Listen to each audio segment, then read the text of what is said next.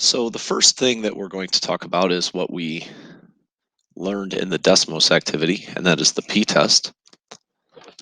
So if we have an integral of 1 over x to the p, its convergence or divergence is based on a couple things. First of all, it's based on the bounds, and second of all, it's based on the value of p. So because that's true, what we learned is that if we're taking the integral from 1 to infinity, uh, what happens if we have 1 over x to some power that's bigger than 1 is that this area all the way over here actually converges to some number. Whereas if that p-value is less than 1, it does not converge to some number. It will actually go off to infinity. It never actually gets low enough to where the value ever become or ever reaches some sort of limit. Um, Conversely, going the other direction, it's the exact opposite.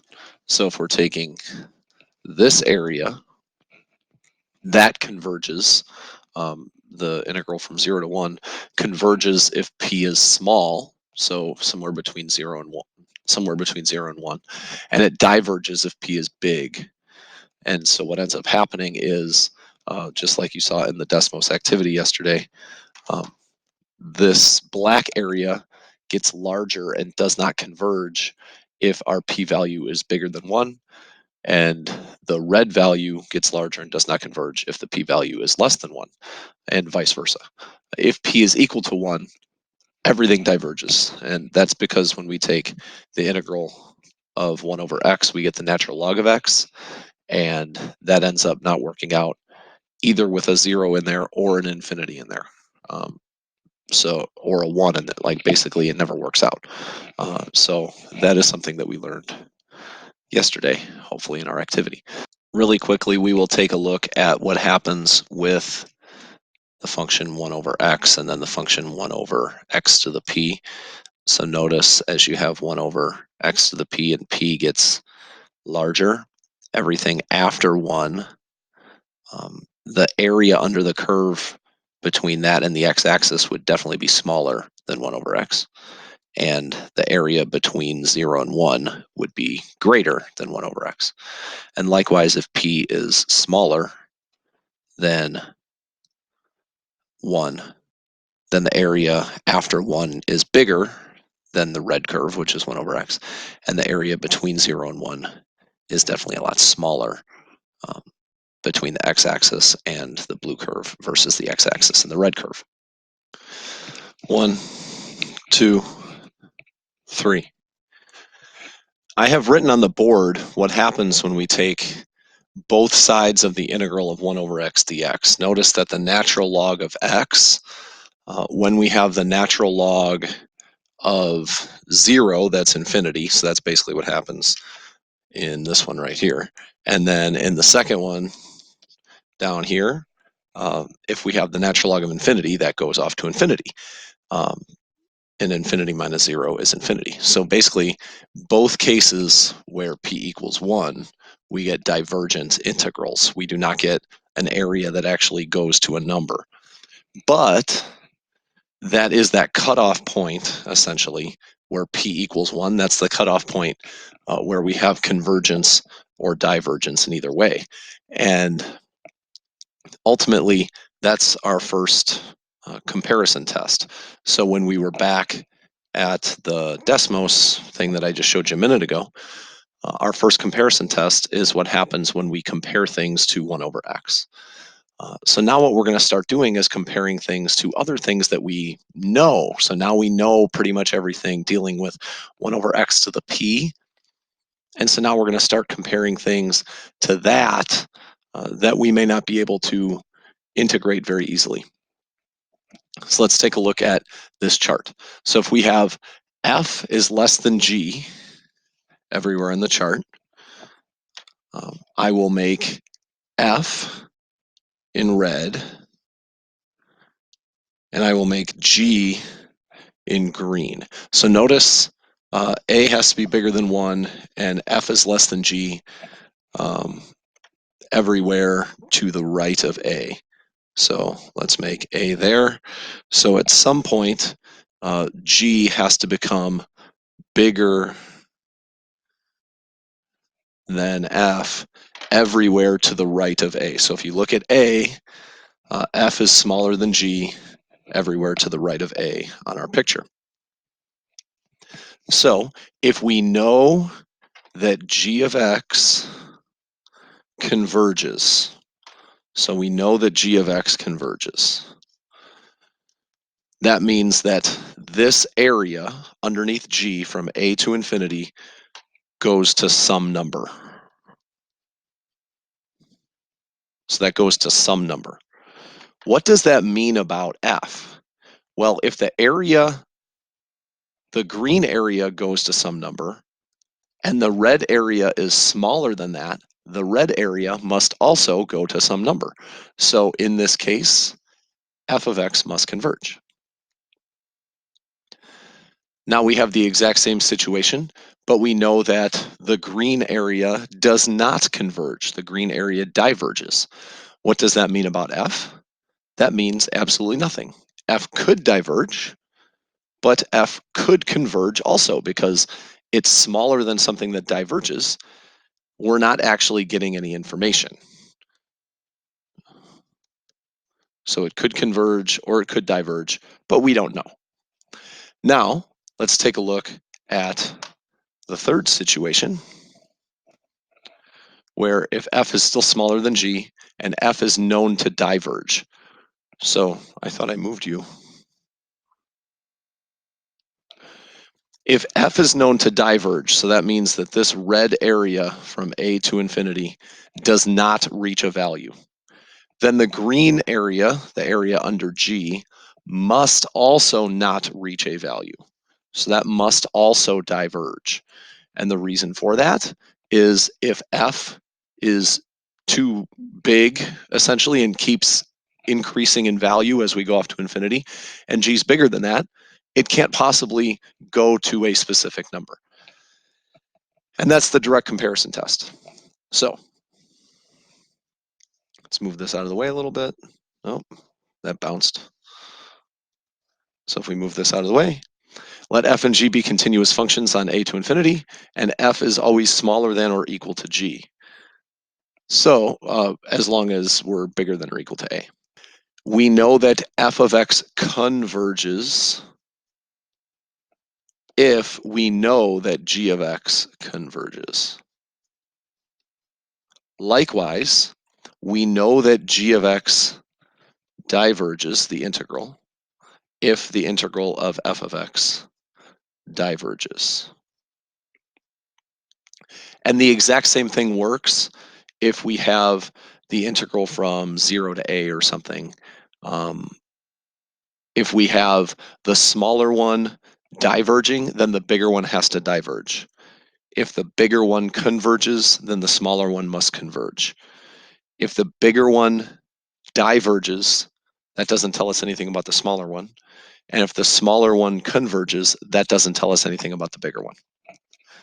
Also, we have what's called the limit comparison test. So the limit comparison test is if f and g are positive functions on a to infinity, and if the limit of both functions as x goes to infinity goes to some value L, where L is actually a number between 0 and infinity, then both of these functions, oops, that box wasn't big enough, both of these functions either converge or they both diverge. We know that both of them do the same thing. So where this really helps is if we have a function with an unknown convergence or divergence value, and then another function with a known convergence or divergence value. If we get L, some number as an actual limit, then we can make a conclusion about the one we don't know.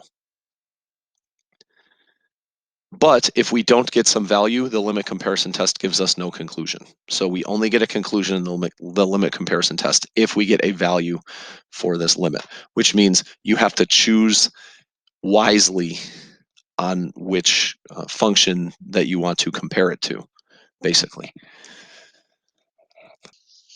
We will now do the direct comparison test and or limit comparison test to show convergence or divergence of some of these improper integrals. One thing that's important to note is that you only have to do one on a test or quiz, or potentially on the AP test. You don't have to do both of them, but in some of the problems we'll end up showing both just to show that it works in both, or sometimes we'll show that sometimes it's easier to do one rather than the other. On the first problem, we'll use the direct comparison test. And so we need to directly compare 1 over e to the x squared with something else. And so the first thing I'm going to notice is that e to the x squared is always greater than or equal to e to the x, as long as x is greater than or equal to 1. And since that's the case in our problem, since x is always greater than or equal to 1, I can use this fact. Because of that, I can then divide both sides by e to the x and divide both sides by e to the x squared. And so I have this fact that 1 over e to the x is always greater than or equal to 1 over e to the x squared. Because that's true, if I can show that this function converges, then the other function will converge when I take the integral from 1 to infinity. So I can show that this function converges. So I do an improper integral, I follow through on the steps, and I show that that converges to 1 over e as you take the integral from 1 to infinity of 1 over e to the x dx. Therefore, it converges. So by the direct comparison test, I can say, since the integral of 1 from 1 to infinity of dx over e to the x, I don't know why I put dx twice, converges by the direct comparison test, then the integral from 1 to infinity of 1 over e to the x squared dx converges. So that's something that's true. I'm going to erase it, so pause or whatever if you need to go back. I also could have done the direct comparison test by showing that e to the x squared is always greater than or equal to x squared when x is greater than or equal to 1. And since I know that the integral from 1 to infinity of 1 over x squared, then that then goes to say that 1 over x squared is greater than or equal to 1 over e to the x squared for all x is greater than or equal to 1. And by the way, I'm allowed to do that by dividing, and it's not changing the sign because all of these numbers are positive all the time. So since those numbers are positive, I can divide, and it's not going to change the sign. So this is also true, and therefore, since this converges by the p-test, then the direct comparison test says that the integral from 1 to infinity of 1 over e to the x squared dx also converges. So I could have used the direct comparison test in a couple of different ways. Okay, that's number 1. Number 2. What I will probably want to do in number 2 is I will want to show that since I know for a fact that the sine squared x is between 0 and 1 inclusive, I can then divide all parties involved by x squared, which is always positive. And since x squared is always positive, I know that I don't have to change signs or anything. And so I have this situation where sine squared of x over x squared must always be less than or equal to 1 over x squared. Since I know that the integral from 1 to infinity of 1 over x squared dx converges, and sine squared of x over x squared is always smaller than that, by the direct comparison test, and the integral from 1 to infinity of sine squared of x over x squared dx converges. So that is another thing that is true. So we've just used the direct comparison test a couple of times. In problem 3, the integral from 2 to infinity of 1 over root x squared minus 4 dx. Note that x squared minus 4 is always less than or equal to x squared. And that's true for any number, but especially for x is greater than or equal to 2. And that's what we care about in this particular problem. Now note that there's actually 2 issues here, so we would have to do multiple limits in this problem. We would have to break this up where we have the integral from a to 4, where we're doing the limit as a approaches 2 from the right, because you can't actually plug in 2. And then you would have to do plus the integral from 4 to b with the limit as b goes to infinity. So there's actually multiple things going on in this problem with improper integration. But let's just kind of take this at face value right now. Now I can square root both sides because there's no issue with domain here. So since that's the case, root x squared minus 4 is greater than or equal to x for everything in this domain. And then I can divide through, so 1 over x is less than or equal to 1 over root x squared minus 4. And since all these numbers are positive, I don't really have to worry about anything in terms of changing the sign. Since this diverges by the p-test, and it is smaller than something else, that means that that something else must diverge. So, by the direct comparison test, I know that the integral from 1 to infinity of 1 over root x squared minus 4 dx diverges. So that's true. I'm going to erase this, and then we're going to talk about a different case. So if I change this problem to be root x squared plus 4, so if I change that to be this situation, exact same problem, except I have a plus sign. X squared plus 4 is always greater than or equal to x squared for all values of x, but especially x is greater than or equal to 2, which is what we care about in this problem. So when I take a square root of both sides, x squared plus 4 is greater than or equal to x. And then I divide through and I get 1 over x is greater than or equal to 1 over root x squared plus 4. This diverges, but it's also greater than or equal to what we care about. So in this particular problem, I cannot use the direct comparison test because I would get something that's divergent, but it's also greater than what we're caring about. So that would give me an inconclusive result if I use the direct comparison test in this case. So I might have to try something different, like the limit comparison test. So if I did the limit comparison test in this particular problem, and you don't have to necessarily write this down because we'll do more limit comparisons in a minute, but I have 1 over root x squared plus 4. I'll treat that as my f of x, and then g of x, I'll make 1 over x. So I want to do the limit of this function as x approaches infinity, because I'm trying to see if this will end up giving me something that converges or diverges. So I can rewrite this just by the laws of fractions to say the limit as x approaches infinity of x over root x squared plus 4. Now I'll use L'Hopital's rule because this would be infinity over infinity. So I can use L'Hopital's rule.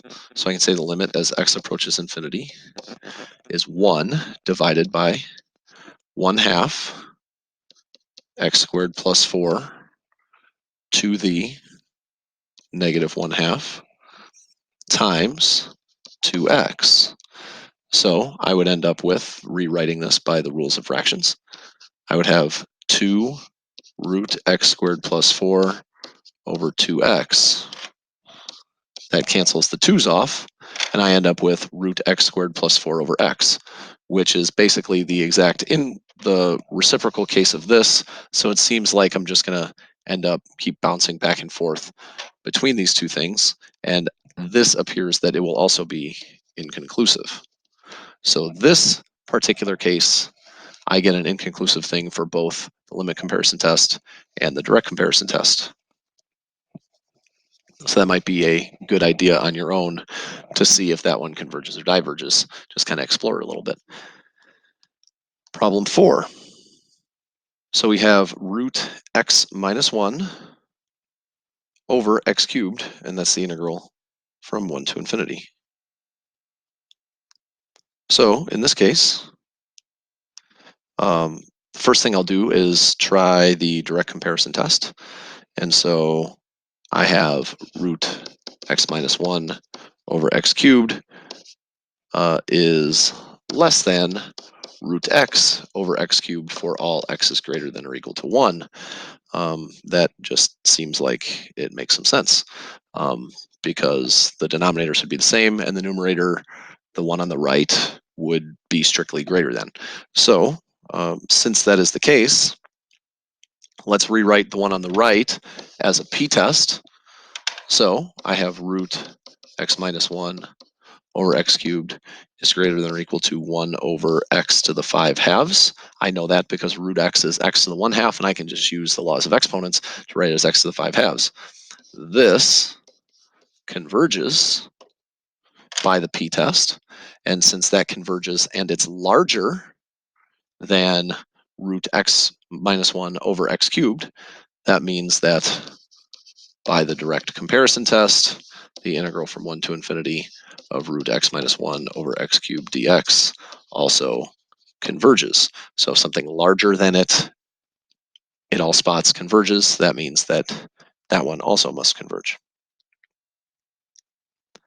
Okay, let's take a look at the next problem. So we have 1 over x minus e to the negative x. I'll use another direct comparison test here. I know that x minus 1 over e to the x, which is the same thing as e to the negative x, that must be less than or equal to x for all values of x greater than or equal to 3.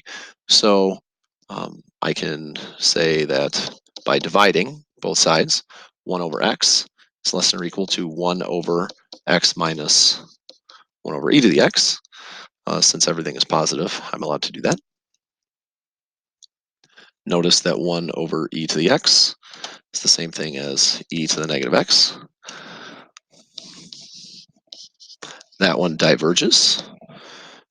And since that is less than or equal to another function at all values, where x is greater than or equal to 3, we know that by the direct comparison test, the integral from 3 to infinity of 1 over x minus e to the x dx must also diverge. Next problem. E to the negative x time or over x, the integral from 2 to infinity. So if I take this, my first thing that I'm going to probably try to do is the direct comparison test. So notice that this is the same thing as the integral from 2 to infinity of 1 over x e to the x dx. That's because e to the negative x is the same thing as 1 over e to the x. So as long as x is greater than or equal to 2, I know that x e to the x is greater than or equal to e to the x, because when you take a positive number and multiply it by something 2 or greater, you're going to get something bigger. So then I can divide both sides by whatever was on the other side. So I know that 1 over x is greater than or equal to, I'm sorry, 1 over e to the x, 1 over e to the x is greater than or equal to 1 over x times e to the x. We proved already that this converges. So because that's true,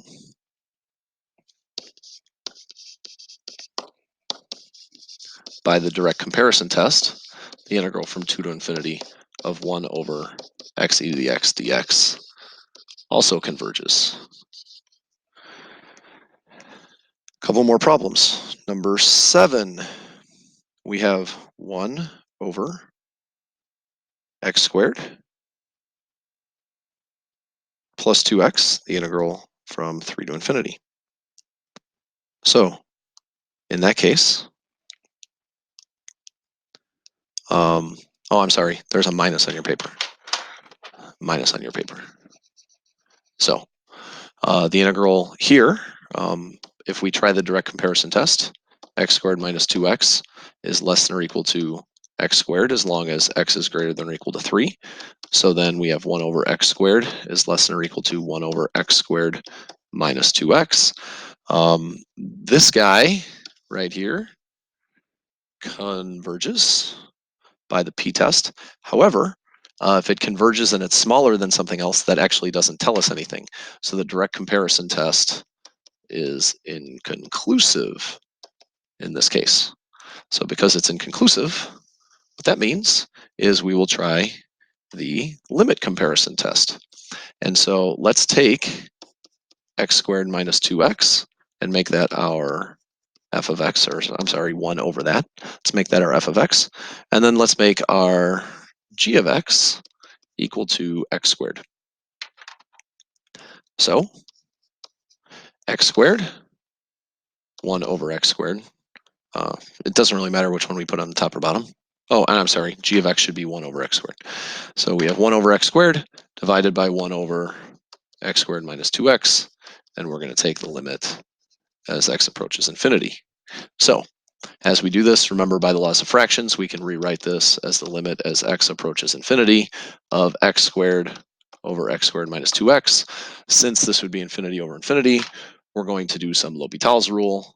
So the limit as x approaches infinity of 2x over 2x minus 2, that is equal to the limit as x approaches infinity of 2 over 2, since this is once again L'Hopital's rule situation, which is 1. Since 1 is not equal to 0 and not equal to infinity, that means that 1 is an actual number that's not 0 or infinity, and therefore we can say by the limit comparison test, since the integral from 3 to infinity of 1 over x squared dx converges by the p-test, then we can say that the integral from 3 to infinity of 1 over x squared minus 2x dx also converges. Okay, so we just got our first taste of the limit comparison test actually working out. Finally, let's take a look at number 8 over here.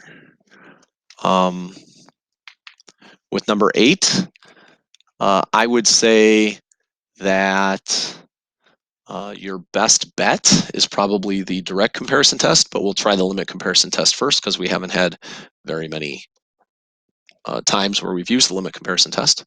So I would probably try cosine squared x minus 1 over x cubed as your f of x, and g of x, I would try 1 over x cubed, which you know converges. So let's do the limit as x approaches infinity of cosine squared x minus 1 over x cubed over 1 over x cubed. That one, just by the laws of fractions, I can say cosine squared of x minus 1 over 1. So I don't even really have to do anything with that. So that's the limit. I need to just rewrite this because that's chaos over there. So that's the limit as x approaches infinity of cosine squared x minus 1. The limit as cosine squared x minus 1 goes to infinity, that is an inconclusive test, unfortunately. And the reason why it's inconclusive is that we know that it's bounded. We know that cosine squared of x is bounded between 0 and 1, but it doesn't actually give us a legitimate value, so we can't use this test. So let's use the direct comparison test. The direct comparison test, so if we subtract 1 from everything, cosine squared of x minus 1 looks like this, and then we divide by x cubed, that ends up looking like this. And so, um, since we know that this function must converge, because if we have the integral from 2 to infinity of 1 over x cubed dx, and that converges. If we put a negative on the outside, that converges. By the direct comparison test, we know that the integral from 2 to infinity of cosine squared x minus 1 over x cubed dx also converges. Couple of really quick limit comparison test examples as we close. If we take the integral from 3 to infinity of x squared over x cubed plus 4, what I can kind of think about is, because the powers, if I divided them and I thought about it, I can think about 1 over x as being a good comparison. So if I did the limit comparison with this, when I use the rules of fractions, I get x cubed over x cubed plus 4, and I do some L'Hopital's rule, limit as x approaches infinity, I get 3x squared over 3x squared. That ends up being 1. And so because of that, since I have a limit that's somewhere between 0 and infinity, and 1 over x diverges by the limit comparison test, I can say that the integral from 3 to infinity of x squared over x cubed plus 4 dx also diverges. So that's one thing. Another one, problem 4 on the front, we could take an approach where I use the limit comparison test. I know I use the direct comparison test on the front, but if I make g of x equal to 1 over x to the 5 halves, I do a little bit of algebra, and I end up with this situation. Now, if I did L'Hopital's rule, I'm not ever really going to be able to cancel anything out. But if I pretend like this is equal to y and I square it, then I end up with a limit that's equal to 1 using L'Hopital's rule. So then the limit of the actual function is also equal to 1, because when I square root both sides, I end up with 1, since this is some limit L by the limit comparison test, since 1 over x to the 5 halves integral from 6 to infinity converges, then the integral of root x minus 1 over x cubed dx also converges. It's a definite integral, so 6 to infinity. So there's a couple examples of limit comparison test.